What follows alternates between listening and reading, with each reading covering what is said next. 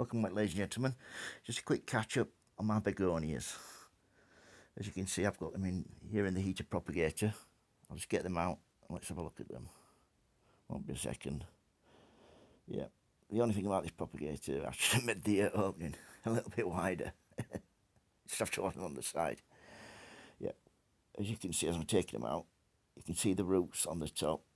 They've done really well. They've only been here a few weeks, but it's really helped them come along a long way. It's nice and moist in there. It's about 22 degrees. Yep, as you can see there, they're in a mixture of perlite and compost, or it might be, perlite and compost, that's correct, yeah. As you can see there, what tends to happen, you plant them in there, plenty of water, plenty of moisture, and you start getting the roots on the top, as you can see there. Once the roots thicken up to a certain point, they start sending out leaves then.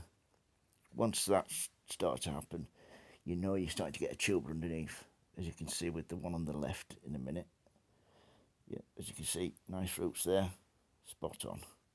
But once you start sending out leaves, you know you've cracked it. You know they've really taken well. So what I'll probably do after that, after a few more weeks in the propagator, I'll take them out and start increasing the amount of feed I'm giving them. The light and the heat should go up a little bit more as well.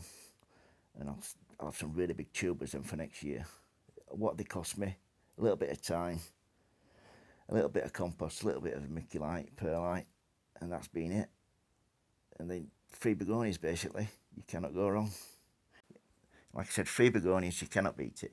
You cannot beat the satisfaction of knowing you've grown something from a leaf all the way up to a flowering plant.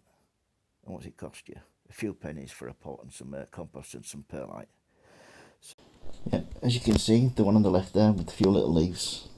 What I'll do in a minute, I'll pick it up, and if by magic, I'll be on the kitchen side. A bit more light, a bit better than being in the cold greenhouse. Yeah, as you can see there, over the moon with this. I am so proud of this little fella. I think it's a red begonia with the leaves, with the red tinge on the stem there, you can see. Yep, it's got 3 tiny little leaves there, all the way around. Nice one. Cannot beat it. It's like a proud parent looking after him. So, yep, all the way around there. The tuber's nice and fat under there now. So, yeah, if you've got any questions, don't hesitate to ask. And I just thank you for watching. And give me a thumbs up and please subscribe.